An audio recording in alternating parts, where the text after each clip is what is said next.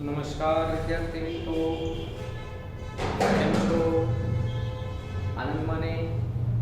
આજે આપણે નીટમાં ઓક્સિડેશનાંકની ગણતરી આગળ વધારીશું.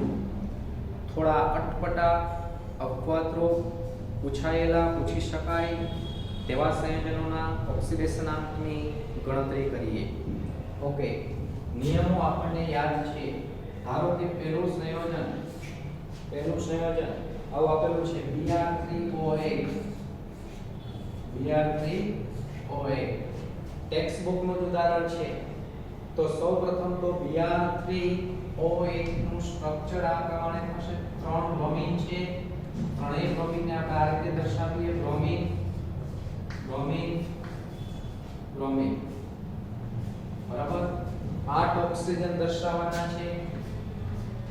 Double bond oxygen, double bond oxygen, double bond oxygen, double bond oxygen, double bond oxygen, double bond oxygen, double bond oxygen અને double bond oxygen. આવું બંધારણ છે Br3OA. ત્રણેય ઓક્સિજનનો ઓક્સિડેશનાંક તમને યાદ છે. ઓક્સિજનનો ઓક્સિડેશનાંક -2 હોય. પેરોક્સાઇડ હોય તો -1, સુપર ઓક્સાઇડ હોય તો -1 અને ઓક્સીફ્લોરાઇડ હોય, આ ઓક્સીબ્રોમાઇડ છે, ઓક્સીફ્લોરાઇડ હોય તો ધન હોય. તો રૂટીન મુજબ આપણે ઓક્સિજનનો -2 ઓક્સિડેશનાંક લેવાનો છે. આ ઓક્સિજનનો -2, આ ઓક્સિજનનો -2, આ ઓક્સિજનનો -2. આ બ્રોમિન સાથે 3 ઓક્સિજન જોડાયેલા છે. આ 3 ઓક્સિજન, ત્રણેય ઓક્સિજનનો -6 થાય તો બ્રોમિનનો +6. અહીંયા -2, અહીંયા -2, અહીંયા -2. ત્રણેય બ્રોમિનને થઈને -6 ઓક્સિડેશનાંક થાય છે. તો બ્રોમિનનો +6. જેટલા બંધ એટલો ઓક્સિડેશનાંક મૂકવાનો. અહીંયા -2 મૂકો તો અહીંયા +2, -2 +2, -2 +2. ટોટલ બંને બ્રોમિનનો +6. હવે આ બ્રોમિન વચ્ચે એક બોન્ડ છે, ત્યાં ઇલેક્ટ્રોનની કઈ આપલે થાય નહીં. પણ આ ઓક્સિજનનો -2 અને આ ઓક્સિજનનો પણ -2, તો વચ્ચેના બ્રોમિનનો થશે +4. કારણ કે બે ઓક્સિજન થઈને -4, તો બ્રોમિનનો થશે +4. તો ત્રણેય બ્રોમિન પરમાણુના ઓક્સિડેશનાંક અનુક્રમે +6, +4, +6 છે. આવો પ્રશ્ન પૂછી શકાય. બરાબર. Br3OA. નેક્સ્ટ બીજું સંયોજન આપણે જોઈએ છીએ. ધારો કે CH3COCH3, CH3COCH3 એસિટોન. પહેલા તો એસિટોનને આ રીતે લખી નાખવાનું: hydrogen, carbon, hydrogen, hydrogen, carbon, double bond oxygen, carbon, hydrogen, hydrogen, hydrogen. બે તત્વો વચ્ચે જેટલા બંધ હોય એટલો ઓક્સિડેશનાંક. આ બે તત્વો વચ્ચે એક બંધ છે તો એકનો +1 ને બીજાનો -1. તો હાઇડ્રોજનનો હંમેશા +1 હોય તો કાર્બનનો -1. આ હાઇડ્રોજનનો પણ +1 તો કાર્બનનો -1. આ હાઇડ્રોજનનો પણ +1 તો કાર્બનનો -1. આ બે કાર્બન કાર્બન વચ્ચેનો બંધ છે. કાર્બન કાર્બન વચ્ચે વિદ્યુત ઋણતા સમાન, તો ત્યાં +1 -1 મૂકવામાં આવતો નથી. સેમ વે -2 તો +2. જેટલા બંધ એટલો ઓક્સિડેશનાંક મૂકવાનો. જેટલા બંધ, અહીંયા બે બંધ હતા તો આનો -2 અહીંયા +2, -2 ને +2, -2 ને +2, ટોટલ +6 થયો. અહીંયા બે બ્રોમિન સરખા, બે પરમાણુ સરખા હોય તો ત્યાં ઓક્સિડેશનાંક મૂકવાનો થશે નહીં. તો ઓવરઓલ જોઈએ ને કાર્બનનો ઓક્સિડેશનાંક આવ્યો -3, કાર્બનનો -3. સેમ વે હાઇડ્રોજનનો +1, હાઇડ્રોજનનો +1, હાઇડ્રોજનનો +1, ત્રણેય હાઇડ્રોજન થઈને +3, તો કાર્બનનો થશે -3. આ કાર્બનનો ઓક્સિડેશનાંક વચ્ચેના કાર્બનનો ઓક્સિડેશનાંક કરતા આવડે છે. જમણી બાજુ કાર્બન ઓક્સિડેશનાંક મુકાય નહીં, ડાબી બાજુ કાર્બન કાર્બન વચ્ચેનો બંધ છે તો આ બંધને કારણે ઓક્સિડેશનાંક મૂકવાની જરૂર પડતી નથી. પણ અહીંયા નીચે આ ઓક્સિજનનો -2 જેટલા બંધ એટલો ઓક્સિડેશનાંક, તો આ કાર્બનનો +2 થશે. તો ત્રણેય કાર્બનનો ઓક્સિડેશનાંક અનુક્રમે -3, -2, -3. આવો પ્રશ્ન પૂછી શકાય. ત્રણેય કાર્બન પરમાણુના ઓક્સિડેશનાંક અનુક્રમે જણાવો -3 +2 -3 તો આ પ્રકારના એમસીક્યુ પૂછી શકાય છે નેક્સ્ટ એના પછી ધારો કે અપવાદરૂપ ઓક્સિડેશનાંકની ગણતરી કરીએ છીએ આપણે નેક્સ્ટ એના પછીનો પ્રશ્ન એના પછી C3O2 કાર્બન સબઓક્સાઇડ C3O2 આવું બંધારણ છે oxygen carbon carbon carbon oxygen આ બે પરમાણુ વચ્ચે બે બંધ છે જો તો ઓક્સિજનનો હંમેશા -2 તો કાર્બનનો +2 અહીંયા બંને વચ્ચે બે બંધ છે આ ઓક્સિજનનો -2 કાર્બનનો +2 અહીંયા બે બંધ છે પણ બેની વિદ્યુતતા સરખી તો અહીંયા ઓક્સિડેશનાંક મૂકવાનો નહીં આ કાર્બન પર +2 ને અહીંયા -2 કે અહીંયા +2 ને અહીંયા -2 મૂકવામાં આવતો નથી બે સમાન પરમાણુ ગમે તેટલા બંધથી જોડાયેલા હોય તો પણ તેનો ઓક્સિડેશનાંક એ બંધને કારણે 0 મૂકવાનો આ બંધને કારણે બે કાર્બનનો 0 0 આ બંધને કારણે પણ બંને કાર્બનનો 0 0 તો જોઈ શકાય છે તો ત્રણેય કાર્બનનો ઓક્સિડેશનાંક અનુક્રમે કેટલો થયો +2 0 +2 0 અને +2 ત્રણેય કાર્બન પરમાણુના ઓક્સિડેશનાંક અનુક્રમે +2 0 અને +2 છે નેક્સ્ટ એના પછી આગળ વધીએ Fe3O4 જેને ફેરસો ફેરિક ઓક્સાઇડ કહેવાય ત્રણેય Fe નો ઓક્સિડેશનાંક અલગ અલગ છે બધા Fe સરખા નથી Fe3O4 છે એને આપણે આ રીતે લખીએ છીએ FeO આ ferrous oxide Fe2O3 ferrous oxide અને ફેરિક ઓક્સાઇડ તમને આમાં Fe નો ગણતા આવડે છે ઓક્સિડેશનાંક આ ઓક્સિજનનો કેટલો -2 તો Fe નો +2 આ Fe નો ગણવો હોય તો ગણતા આવડે છે કેટલા x ધારવાના 2x જો ઓક્સિડેશનાંક ગણતા ન આવડતા હોય તો 11th સાયન્સમાં મેં વિડિયો મૂકેલા છે બરાબર એ વિડિયો જોઈ લેવાના કારણ કે એટલી બધી ડીપમાં ચર્ચા અત્યારે આપણી પાસે શક્ય નથી નાના નાના મુદ્દાઓ આપણને આવડે છે એવું વિચારીને આપણે આગળ વધીએ છીએ જેનો ઓક્સિડેશનાંક ગણવાનો હોય તેના માટે x ધારવાના 2 Fe છે તો 2x 3 ઓક્સિજનમાં -6 કે ઓક્સિજનનો -2 જ હોય કારણ કે પેરોક્સાઇડ સુપરઓક્સાઇડ કે ઓક્સીક્લોરાઇડ નથી તો આવતા છે =0 2x +6 તો Fe નો આવશે +3 +2 હોય તો ફેરસ અને +3 હોય તો ફેરિક માટે તેને કહેવામાં આવે છે ફેરસો ફેરિક ઓક્સાઇડ સેમ આ જ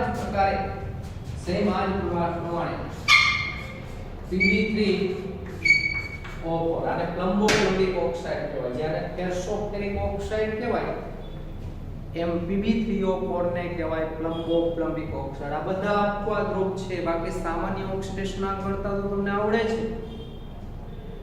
સામાન્ય રીતે જે અપવાદરૂપ હોય તે વધુ પૂછાય એટલે હું અત્યારે જે લખાવું છું બધા અપવાદરૂપ ઓક્સિડેશનાંક છે પ્લમ્બોપ્લમ્બિક ઓક્સાઇડ આમાં આ રીતે હોય 2 મોલ PbO હોય અને 1 મોલ PbO2 હોય આ બેનો સરવાળો કરો 3 લેડ થઈ જશે 2 લેડ અહીંયા છે 1 લેડ અહીંયા છે લેડની સંખ્યા 3 ઓક્સિજન 4 2 ઓક્સિજન અહીંયા અને 2 ઓક્સિજન અહીંયા આ Pb નો ઓક્સિડેશનાંક +2 આ Pb નો ઓક્સિડેશનાંક +4 Fe3O4 માં એક Fe+2 વાળો છે અને બે Fe+3+3 વાળા છે Fe3O4 માં એક Fe+2 વાળો છે અને બે Fe+3+3 વાળા છે જ્યારે Pb3O4 માં બે Pb+2 વાળા છે અને એક Pb+4 વાળો છે આટલું આપણે યાદ રાખવાનું છે આગળ વધીએ નેક્સ્ટ એના પછી છઠ્ઠું સંયોજન પ્લમ્બોપ્લમ્બિક ઓક્સાઇડમાં 2 લેડ +2 વાળા છે અને 1 લેડ +4 વાળો છે next CaO Cl2 calcium oxychloride અપવાદરૂપ છે બંધારણ આપું કેલ્શિયમ ઓક્સિજન ક્લોરીન અને ક્લોરીન આ ક્લોરીનનો -1 તો કેલ્શિયમનો +1 તમને ખ્યાલ છે આલ્કલાઇન તત્વનો ઓક્સિડેશનાંક હંમેશા +2 જ હોય તો હજી એક +1 અહીંયા હોય ઓક્સિજનનો -1, અહીંયા +1 આ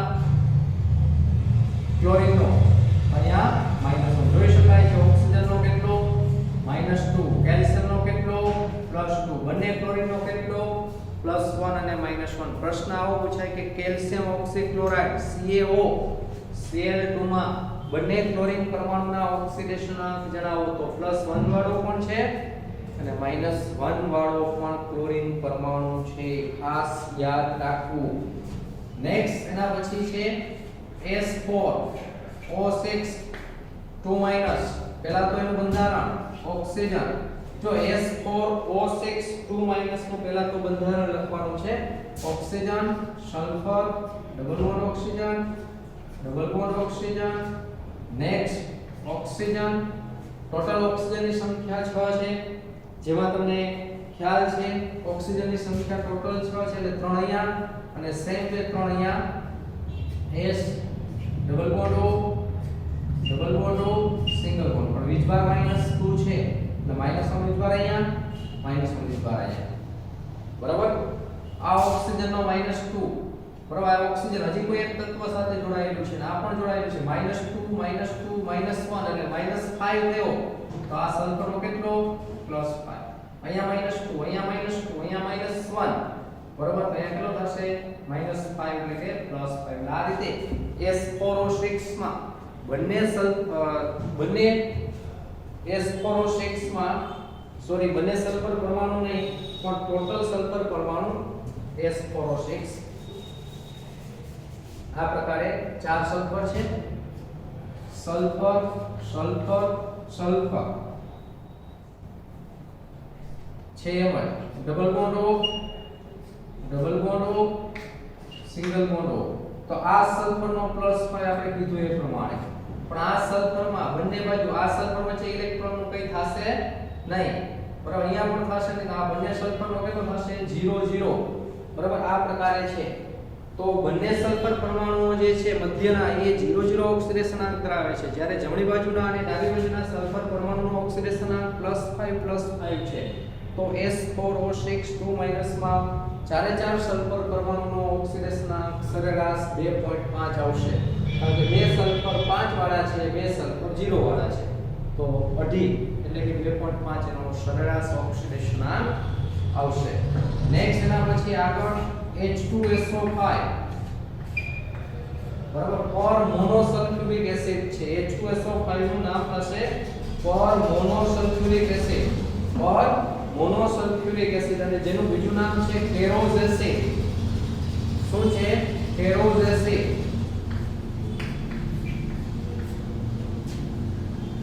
આ સલ્ફરનો ઓક્સિડેશનાંક ગણવો હોય, બે હાઇડ્રોજનનો ઓક્સિડેશનાંક +1, સલ્ફર માટે શું ધારવાનું X.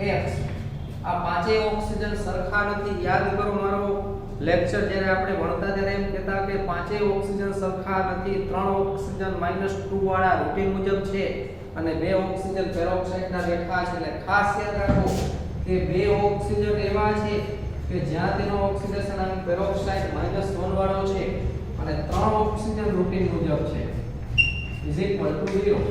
આ -2 અને +2 કેન્સલ થશે. X = 3 ઓક્સિજન રૂટીન મુજબ 3 ઓક્સિજનનો ઓક્સિડેશનાંક પણ લખી નાખો -2. તો X = જવાબ આવશે +6. નેક્સ્ટ એના પછી H2S2O8 પર મોનોસલ્ફ્યુરિક એસિડ, કેરોઝ એસિડ, પર ડાઇસલ્ફ્યુરિક એસિડ, માર્શલ એસિડ. અપવાદરૂપ છે બધા વિદ્યાર્થી મિત્રો, ખોટું મૂંઝવણમાં ન મુકાતા, ટેન્શન ન રાખતા, એટેન્શન રાખજો. અહીંયા જે કરાવું છું એ બધું અપવાદરૂપ છે. અપવાદરૂપ કદાચ વધુ પૂછાય તો અપવાદરૂપ પૂછાયેલું હોય તો આપણને કોઈ પણ પ્રકારની અગવડતાઓ, મુશ્કેલીઓ ન પડવી જોઈએ. સહેલાઈથી અને તરત જ આપણને જવાબ આવી જવો જોઈએ. તો અહીંયા આ રીતે થશે. બે હાઇડ્રોજન બેઠા છે, હાઇડ્રોજનમાં +1, સલ્ફર 2 છે તો 2x ધારવાના. 8 ઓક્સિજન છે પણ 8 સરખા નથી. 2 ઓક્સિજન પેરોક્સાઇડના છે આની જેમ, એટલે 2 ઓક્સિજન -1 વાળા છે. હજી બાકી રહેલા 6 ઓક્સિજન -2 વાળા છે =0. -2 + 2 કેન્સલ થશે. 2x = 12. તો x = is equal to +6 for મોનોસલ્ફ્યુરિક acid એટલે કે ફેરોલ એસિડ હોય કે for ડાયસલ્ફ્યુરિક એસિડ એટલે કે માર્શલ એસિડ હોય આ બંનેમાં સલ્ફરનો ઓક્સિડેશનાંક +6 છે બંનેમાં સલ્ફરનો ઓક્સિડેશનાંક +6 છે નેક્સ્ટ એના પછીનું સંયોજન NH4NO3 માં બંને નાઇટ્રોજન પરમાણુનો ઓક્સિડેશનાંક જણાવો NH4NO3 માં બંને નાઇટ્રોજન સરખા નથી આ નાઇટ્રોજન વિદ્યુત ધનમય તત્વ હાઇડ્રોજન સાથે જોડાયેલો છે આ નાઇટ્રોજન વિદ્યુત ઋણમય તત્વ ઓક્સિજન સાથે જોડાયેલું છે તો આના બે ટુકડા કરી નાખવાના એક NH4+ બીજું NO3- માત્ર આટલા ભાગમાં ઓક્સિડેશનાંક ગણો અને માત્ર આટલા ભાગમાં ઓક્સિડેશનાંક ગણો બંને જગ્યાએ નાઇટ્રોજનનો શોધીએ શું ધારશો નાઇટ્રોજન માટે X કેટલા હાઇડ્રોજન બેઠા છે 4 હાઇડ્રોજનનો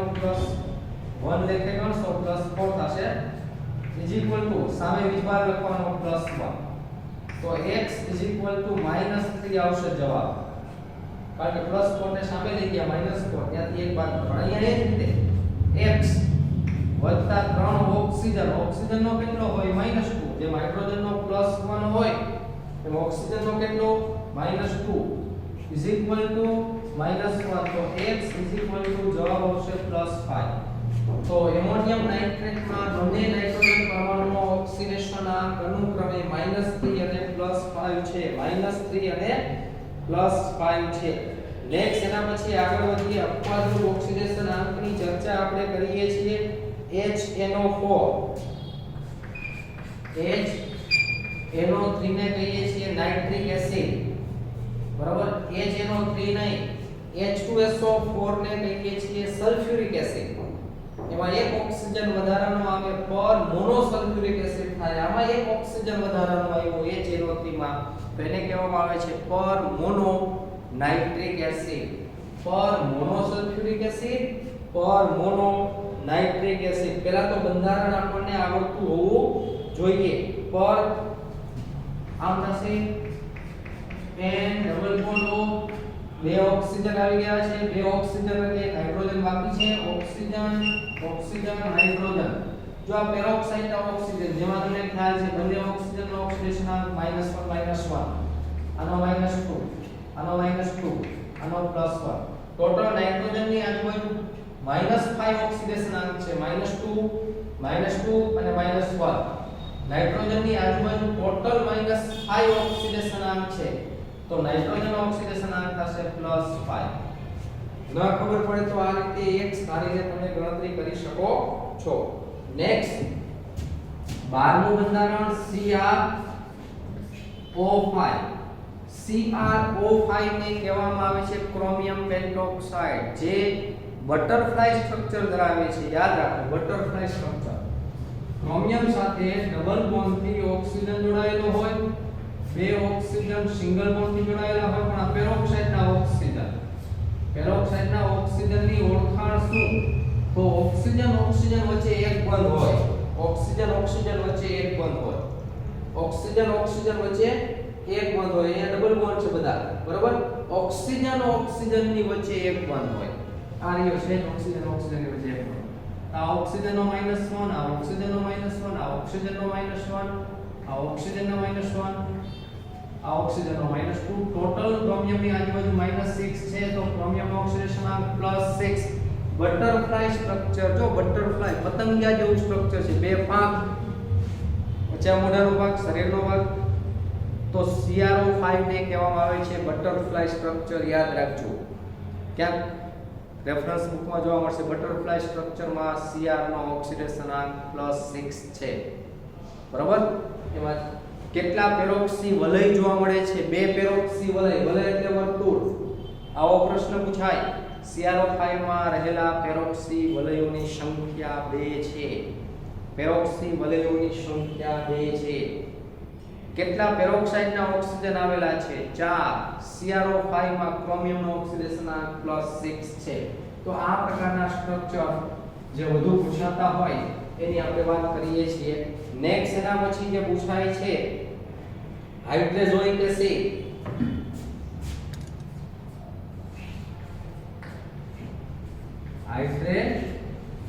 બેન્ઝોઇક એસિડ NH3 હોય ને તો આને એમોનિયા કહેવાય બેઝ છે NH3 એમોનિયા છે પણ ઊંધું એક નાઇટ્રોજન સાથે ત્રણ હાઇડ્રોજન ની જગ્યાએ ત્રણ નાઇટ્રોજન સાથે એક હાઇડ્રોજન NH3 નહીં N3H એને હાઇડ્રોજોઇક એસિડ કહેવાય હાઇડ્રોજોઇક એસિડ નું સ્ટ્રક્ચર પહેલા તો nitrogen double bond nitrogen single bond nitrogen અને હાઇડ્રોજન નાઇટ્રોજન ની આજુબાજુ ત્રણ સંયોજક જો હવે બે નાઇટ્રોજન વચ્ચે બે બંધ છે તો એક જગ્યાએ +2 ને બીજી જગ્યાએ -2 મૂકી શકાય નહીં કારણ કે બે નાઇટ્રોજન ની વિદ્યુત ઋણતા સરખી તો આ બંધને કારણે બે માંથી એક નાઇટ્રોજન પરમાણુને ઓક્સિડેશન આંક આવશે નહીં અહીંયા બે નાઇટ્રોજન વચ્ચે એક બંધ છે પણ ઓક્સિડેશન આંક ન મૂકી શકાય અહીંયા બંને નાઇટ્રોજન વચ્ચે એક બંધ છે તો અહીંયા ઓક્સિડેશન આંક ન મૂકી શકાય તો આ નાઇટ્રોજન નો બેનો તો 0 થઈ ગયો અહીંયા બે વચ્ચે એક બંધ છે નાઇટ્રોજન અને હાઇડ્રોજન વચ્ચે પણ તમને ખ્યાલ છે હાઇડ્રોજન નો હંમેશા +1 તો નાઇટ્રોજન નો -1 તો ત્રણેય નાઇટ્રોજન પરમાણુના ઓક્સિડેશન આંક 0 0 અને -1 છે હાઇડ્રોજન +1 હાઇડ્રોજન H+ નું દાન થાય એમાંથી H+ આપે માટે એસિડ તો NH3 બેઝ છે એમોનિયા પણ N3H એસિડ છે જેનો તમને ખ્યાલ છે નેક્સ્ટ એના પછી આગળ વધીએ 14 નું સંયોજન જે અપવાદરૂપ સંયોજનો છે એની જ આપણે ચર્ચા કરીએ છીએ K3CrO8 K3CrO8 બરાબર પહેલા તો કેન્દ્રમાં ક્રોમિયમ સાથે 8 ઓક્સિજન જોડવાના છે આ બે ઓક્સિજન સેમ વે આ બીજા બે ઓક્સિજન સેમ વે આ ત્રીજા બે ઓક્સિજન સેમ વે આ ચોથા બે ઓક્સિજન ટોટલ ઓક્સિજનની સંખ્યા 8 જોડાઈ ગઈ છે બરાબર આ બધા ઓક્સિજનનો -1 -1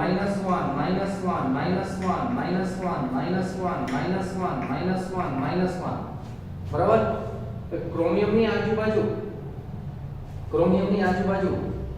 8 ઓક્સિજન છે ને 8 ઓક્સિજનનો -1 છે તો ક્રોમિયમનો +8 એવો ન થાય કારણ કે હજી આપણે 3 k ને તો જોડવાના બાકી છે એ 3 k અહીંયા હોય K3 તો આખા સંયોજન પર એમ ન લખતો હોય અહીંયા આખા સંયોજન પર -3 બીજવાર મૂકી શકાય તો જો આમ શોધી શકાય 3 k આલ્કિલ તત્વનો ઓક્સિડેશન આંક હંમેશા +1 હોય તો આ ત્રણેય k નો હું +1 મૂકી દઉં છું ક્રોમિયમ માટે શું ધારવાનું થશે x આઠે ઓક્સિજનનો -1 વાળા છે આઠ પેરોક્સાઇડનો ઓક્સિજન છે 8 ઓક્સિજન -1 વાળા = 0 બરાબર આ કાઈ K3 મૂકેલું છે તો જોઈ શકાય છે ક્રોમિયમનો ઓક્સિડેશન આંક થશે +5 બરાબર તો આ પ્રકારના અપવાદ રૂપ સંયોજનોના ઓક્સિડેશન આંક પૂછાવાની શક્યતા છે નેક્સ્ટ 15મું સંયોજન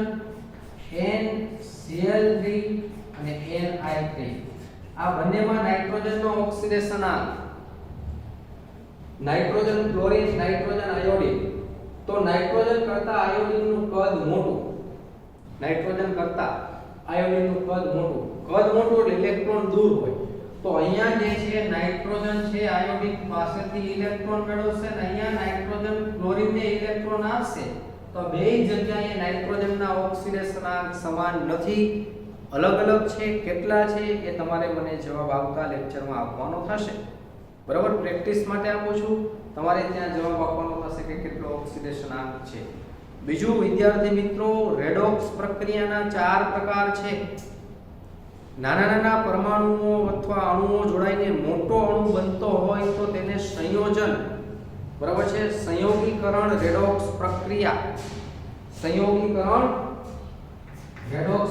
ધારો કે A અને B એમાંથી C બને છે સંયોગીકરણ રેડોક્સ પ્રક્રિયા બીજું આના કરતા વિરુદ્ધ મોટો અણુ જે છે નાના પરમાણુ કે અણુમાં રૂપાંતરિત થતો હોય તો વિઘટન રેડોક્સ પ્રક્રિયા સંયોગીકરણ બરાબર છે ભેગું થવું નાના અણુમાંથી મોટો અણુ સંયોગીકરણ વિઘટન મોટા અણુમાંથી નાના અણુ વિસ્થાપન રેડોક્સ પ્રક્રિયા દાખલા તરીકે x + yz છે આમાંથી બને xz y તો જો જેને y નું વિસ્થાપન થયું કોને વિસ્થાપન કરેલું છે x છે તો વિસ્થાપન રેડોક્સ પ્રક્રિયા ચાર પ્રકારની સંયોગીકરણ વિઘટન વિસ્થાપન અને વિષમીકરણ વિષમીકરણ કેને કહેવાય કે એક જ પરમાણુનું ઓક્સિડેશન થતું હોય અને એ જ પરમાણુનું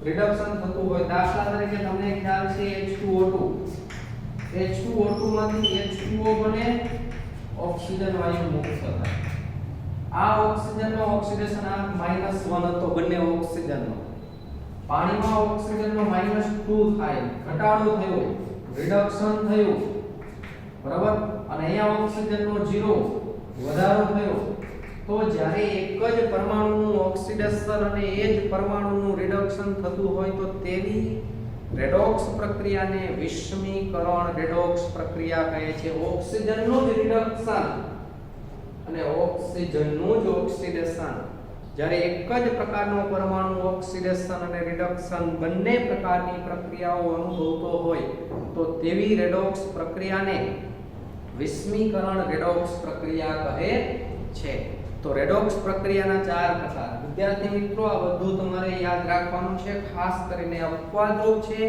એ અપવાદરૂપ બધા યાદ રાખવાના થશે બરાબર ઓકે રેડોક્સ પ્રક્રિયાના કેટલા પ્રકાર ચાર સંયોગીકરણ રેડોક્સ પ્રક્રિયા વિઘટન રેડોક્સ પ્રક્રિયા વિસ્થાપન રેડોક્સ પ્રક્રિયા અને વિષમીકરણ સંયોગીકરણ વિઘટન વિસ્થાપન વિષમીકરણ સંયોગીકરણ વિઘટન વિસ્થાપન અને વિષમીકરણ રેડોક્સ પ્રક્રિયાના આવા જુદા જુદા ચાર પ્રકાર છે નેક્સ્ટ તુલનાત્મક ઇલેક્ટ્રોન વિનિમયનો અભ્યાસ આપેલો છે જે અભ્યાસ તમે સારી રીતે ઇલેક્ટ્રોકેમિસ્ટ્રી વિદ્યુત રસાયણ ચેપ્ટરમાં કરેલો છે દાખલા તરીકે ત્યાં રેડોક્સ ચેપ્ટરમાં પ્રયોગ આપેલો છે કે કોપર સલ્ફેટના દ્રાવણમાં ઝીંકનો સળિયો રાખવામાં આવે કોપર સલ્ફેટના દ્રાવણમાં ઝીંકનો સળિયો રાખવામાં આવે તો કોપર કરતા ઝીંકની સક્રિયતા વધુ તો સલ્ફેટ છે એની સાથે ઝીંક જોડાઈ જશે હંમેશા વધુ સક્રિય ધાતુ છે તે ઓછા સક્રિય ધાતુ આયનનું વિસ્થાપન કરી શકે ધારો કે વસ્તુ એક હોય સલ્ફેટ એક છે અને વ્યક્તિ બે છે તો એ વસ્તુ હંમેશા વધુ સક્રિય વ્યક્તિ પાસે હશે એટલે ઝીંક છે સલ્ફેટ સાથે જોડાશે ZnSO4 બનશે કોપર ધાતુ છૂટી પડશે તો આ રેડોક્સ પ્રક્રિયા છે આ વિસ્થાપન રેડોક્સ પ્રક્રિયા થાય વિસ્થાપન ધાતુનું વિસ્થાપન ધાતુ દ્વારા થયું પણ પ્રશ્ન આવો પૂછાય કે ઝીંક સલ્ફેટના દ્રાવણમાં કોપરનો સળિયો રાખવામાં આવે તો તેમાં થતી રાસાયણિક પ્રક્રિયા શક્ય નથી ઓલરેડી વધુ સક્રિય ધાતુ જોડાયેલી છે કોપર કરતા ઝીંકની સક્રિયતા વધુ એટલે કોપર છે ઝીંકનું વિસ્થાપન કરી શકે નહીં ઝીંક સલ્ફેટના દ્રાવણમાં સિલ્વરનો સળિયો રાખવામાં આવે તો રાસાયણિક પ્રક્રિયા થતી નથી ઝીંક સલ્ફેટના દ્રાવણને જો લોખંડના પાત્રમાં ભરવામાં આવે લોખંડનો સળિયો રાખવામાં આવે તો પણ રાસાયણિક પ્રક્રિયા શક્ય નથી કારણ કે ઝીંકની સક્રિયતા લોખંડ કરતા વધુ છે ઝીંક સલ્ફેટના દ્રાવણમાં જો મેગ્નેશિયમ ધાતુનો સળિયો રાખવામાં આવે તો રાસાયણિક પ્રક્રિયા થતી નથી થાય છે કારણ કે ઝીંક કરતા મેગ્નેશિયમની સક્રિયતા વધુ તો તમે FeSO4 નું દ્રાવણ ભરેલું FeSO4 નું દ્રાવણ બનાવેલું હોય FeSO4 ફેરસ સલ્ફેટનું દ્રાવણ તો ફેરસ સલ્ફેટના દ્રાવણને તમે તાંબાના પાત્રમાં રાખી શકો હા કારણ કે આમાં રાસાયણિક પ્રક્રિયા થશે નહીં કારણ કે FeSO4 કરતા FeSO4 માં Fe ની જે સક્રિયતા છે તેના કરતા કોપરની સક્રિયતા ઓછી એટલે તાંબાના પાત્રમાં તેને સંગ્રહી શકાય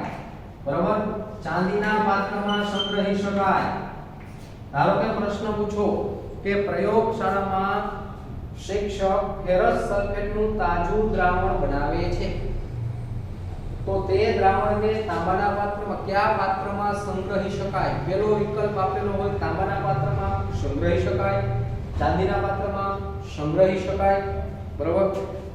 નેક્સ્ટ આના જેવા બીજા કોઈ પણ પાત્ર આપેલા હોય, દાખલા તરીકે નિકલ ધાતુના પાત્રમાં તો સંગ્રહી શકાય કારણ કે નિકલની સક્રિયતા Fe કરતા ઓછી છે. મેગ્નેશિયમ ધાતુના પાત્રમાં તો ન સંગ્રહી શકાય, બરાબર. કોબાલ્ટના પાત્રમાં સંગ્રહી શકાય, બરાબર. તો આ પ્રકારના જે પ્રશ્નો જે છે એ પૂછાતા હોય છે તો તમારે ત્યાં સક્રિયતાની શ્રેણી યાદ રાખવાની છે. સક્રિયતાની શ્રેણી યાદ રાખવાની છે. પ્રશ્ન આવો પૂછાય કે સોનલબેનની સોનાની વીંટી ભૂલથી FeSO4 ના દ્રાવણમાં પડી ગઈ છે. સોનાની વીંટી, સોનું એટલે એવું. સોનલબેનની સોનાની વીંટી ભૂલથી FeSO4 ના દ્રાવણમાં પડી ગઈ છે. તો સોનલબેનને ચિંતા કરવાની જરૂર છે કે નહીં? રાસાયણિક પ્રક્રિયા શક્ય થશે કે નહીં? તો રાસાયણિક પ્રક્રિયા શક્ય થશે નહીં કારણ કે સોના કરતા લોખંડની સક્રિયતા વધુ. બજારમાં સોનાની વધુ ડિમાન્ડ, તેને નિષ્ક્રિયતા છે, બરાબર. ઓકે, તો આ પ્રકારના પ્રશ્નો પૂછી શકાય. વિદ્યાર્થી મિત્રો આગળ વધીએ અને રાસાયણિક સમીકરણના સંતુલન તરફ જઈએ. રાસાયણિક સમીકરણનું સંતુલન. ધારો કે તમને આ પ્રકારનો પ્રશ્ન પૂછેલો હોય, શું પૂછી શકાય? તો MnO4 minus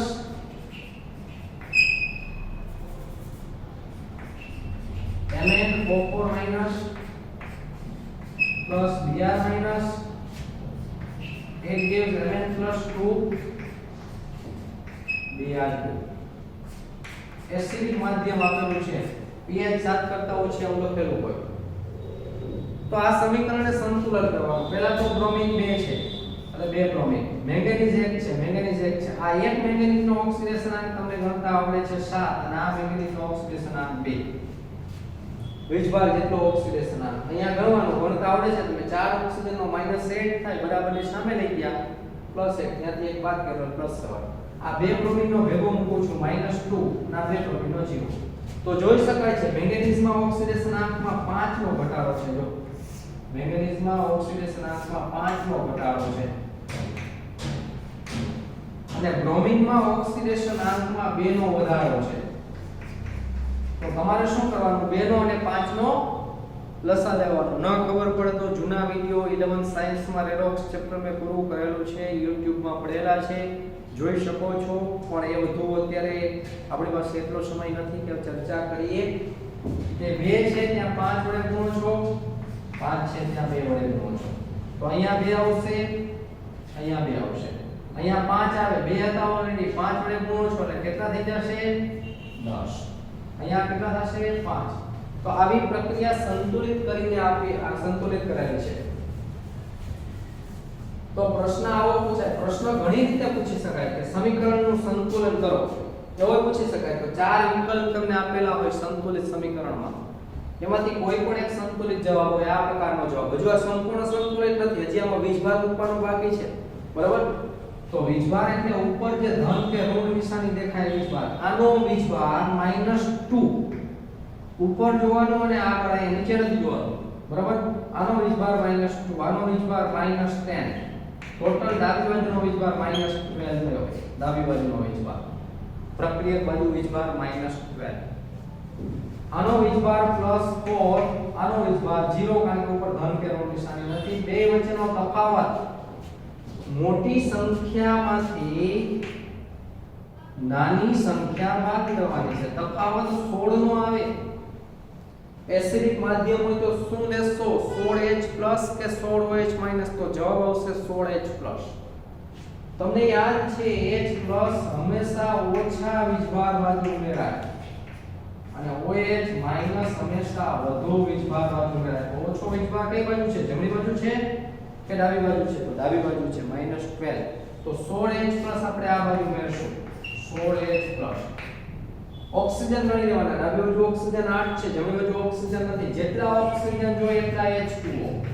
8 ઓક્સિજન જોઈએ છે તો 8 H2O. હાઇડ્રોજન 16 આવ્યા તો 16 હાઇડ્રોજન જોતા જ આ સમીકરણનો સંતુલિત જવાબ છે, જેનો ઉકેલ આપણે બહુ પ્રેક્ટિસ કરી છે આ પ્રકારની પ્રક્રિયાને સંતુલિત કરવાની, જે તમને આવડે છે, સારી રીતે આવડે છે. તો હવે પ્રશ્ન એ પૂછાય કે ઉપરોક્ત પ્રક્રિયામાં પ્રક્રિયકો અને નિપજો બાજુ તત્વ યોગ મિતિ ગુણાંકો જણાવવા. તત્વ યોગ મિતિ ગુણાંક છે 2 10 16 2 5 8.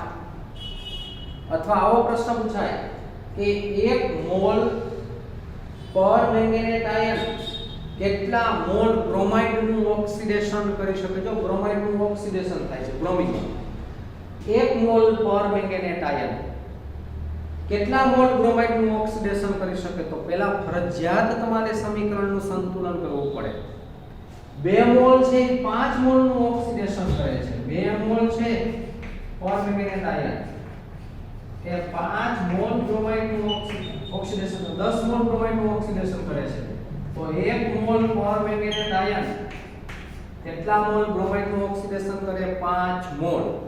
તમારો જવાબ આવશે 5 મોલ બ્રોમાઇડ આયનનું ઓક્સિડેશન કરી શકે. તો આ પ્રકારના પ્રશ્નો જે છે એ પૂછાતા હોય છે વધુ, તો ખાસ આવી તૈયારી કરવાની છે અને એ તૈયારી આપણે વ્યવસ્થિત કરવાની થશે. તો આવી કોઈ પણ સંતુલિત રેડોક્સ પ્રક્રિયાઓ પણ પૂછી શકાય કે 1 મોલ પર મેંગેનેટ આયન કેટલા મોલ બ્રોમાઇડ આયનનું ઓક્સિડેશન કરી શકે. કેટલા મોલ બ્રોમાઇડ આયનનું ઓક્સિડેશન કરી શકે છે. તો 5 મોલ બ્રોમાઇડ આયનનું ઓક્સિડેશન કરી શકે છે. નેક્સ્ટ આ પ્રકારની બીજી ઘણી પ્રક્રિયાઓ છે. આ પ્રકારની બીજી ઘણી પ્રક્રિયાઓ છે કે જેમાં આપણે સંતુલિત કરવાની થોડી જરૂરિયાત રહેતી હોય છે. એકદમ સરળ. ફરી પાછી એકાદી પ્રક્રિયાઓ આપણે જોઈએ જેમાં આપણે જે સામાન્ય રીતે સંતુલિત પ્રક્રિયાઓ આપેલી હોય તો કયો જવાબ સાચો છે એવો પ્રશ્ન પણ પૂછી શકાય. તો આ પ્રકારની પ્રક્રિયાઓ દાખલા તરીકે હું પૂછું છે AS2O3 plus NO3 minus ASO4 3 minus plus NO2. ધારો કે એસિડિક માધ્યમ સમીકરણને સંતુલિત કરવાનું છે. 3 ઓક્સિજનનો -6 ઓક્સિડેશન થાય એટલે આર્સેનિકનો +6 બરાબર. 2 આર્સેનિકનો +6 અહીંયા 2 આર્સેનિક લખી નાખું છું પહેલા તો. ઓક્સિજનનો -8 સામે જાય એટલે +1 1 + 3 જશે 5 2 આર્સેનિકનો 10 થશે. 2 આર્સેનિકનો ભેગો લખી નાખ્યો છે 10. નાઇટ્રેટનો +5 હાઇડ્રોજનનો અહીંયા +4. તો જોઈ શકાય છે 6 માંથી 10 4 નો વધારો. 6 માંથી 10 4 નો વધારો. 5 માંથી 4 1 નો ઘટાડો. તો 4 છે ત્યાં 1 વડે ગુણવાની જરૂર છે અને 1 છે ત્યાં 4 વડે, એટલે અહીંયા 4 આવશે, અહીંયા 4 આવશે અને અહીંયા 4 આવશે. આવો જવાબ આપણને અત્યાર સુધી પ્રાપ્ત થયો છે. આ બધું હું દૂર કરી નાખું છું. હવે વીજભાગનો આનો વીજભાગ 0, આનો -4, આનો -6, બેનો તફાવત થશે બે વચ્ચે. તો આ બાજુ 2H+ મૂકવાના થશે. સમીકરણને થોડું સંતુલિત કરી દે 2H+. તો આ બાજુ H2O મૂકવાના થાય. 9 અને 3 સોરી 12 અને 3 15, 15 અને 1 16 ઓક્સિજન, 8 અને 8 16 ઓક્સિજન. તો આ પ્રકારે પ્રશ્ન આવો પૂછાય કે 1 મોલ AS2O3 કેટલા મોલ નાઇટ્રેટનું રિડક્શન કરી શકે. તો 1 મોલ AS2O3 4 મોલ નાઇટ્રેટનું રિડક્શન કરી શકે. આ પ્રકારના પ્રશ્નો પૂછાતા હોય છે જેની આપણે થોડી તૈયારી કરવાની થશે. સંતુલિત ઓક્સિડેશન રિડક્શન એ બધા મુદ્દાઓ પણ તમને ખ્યાલ છે. બીજું રેડોક્સ પ્રક્રિયાના 4 પ્રકાર: સંયોગીકરણ રેડોક્સ પ્રક્રિયા, વિઘટન રેડોક્સ પ્રક્રિયા, વિસ્થાપન રેડોક્સ પ્રક્રિયા, વિસ્મીકરણ રેડોક્સ પ્રક્રિયા. પછી ઇલેક્ટ્રોન વિનિમયનો તુલનાત્મક અભ્યાસ, જેમાં તમારે સક્રિયતાની શ્રેણી યાદ રાખવાની છે, જે વિદ્યુત રસાયણ ચેપ્ટરમાં તમે ભણી ગયા છો. અને નેક્સ્ટ સમીકરણનું સંતુલન. આખા સમીકરણ 4 જવાબ આપ્યા હોય એમાં એક જ પ્રક્રિયા સંતુલિત હોય તો તમારે તો પહેલા વીજભાર ગણી લેવાનો. જે પ્રક્રિયામાં વીજભાર સંતુલિત હોય ને સામાન્ય રીતે એ પ્રક્રિયા સંતુલિત હશે તો 4 વિકલ્પ ગણવામાં બહુ કાળજી રાખવાની કે પહેલા વીજભાર ગણી લેવાનો. જનરલી જેમાં વીજભાર સંતુલિત હોય એ પ્રક્રિયા સંતુલિત હોય છે. તો આ પ્રકારે રેડોક્સ ચેપ્ટરમાં આપણે અહીંયા સુધી રાખીએ છીએ. બાકી વધારાની ચર્ચા વિદ્યુત રસાયણ ચેપ્ટરમાં કરવાની થશે.